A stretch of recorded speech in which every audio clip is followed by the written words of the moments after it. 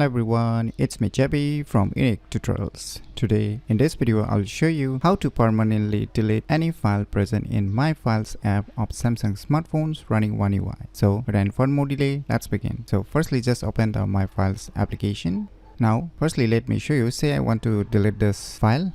Now when I click on this delete, so you can see here it only showing to move to recycle bin, so I don't have any permanently delete option right now. So in order to get a permanently delete option, what you need to do is just click on this three dot icons on the right top corner and click on the settings.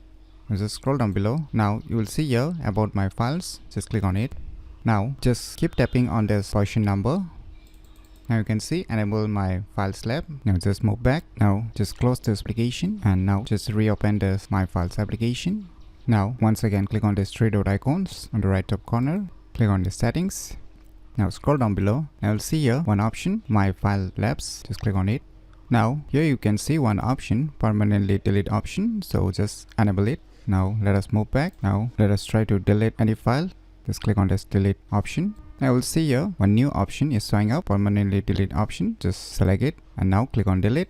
Now the respective file will be permanently deleted without moving to the recycle bin. So by using these cool tricks, you can easily permanently delete any file present in My Files app of Samsung smartphones running One UI very easily. So if you never known about these cool tricks, then you should definitely give it a try. So if you find this video tutorial useful, please click on the thumbs like button, and if you're new to our channel, click on the subscribe button, and lastly, thanks for watching.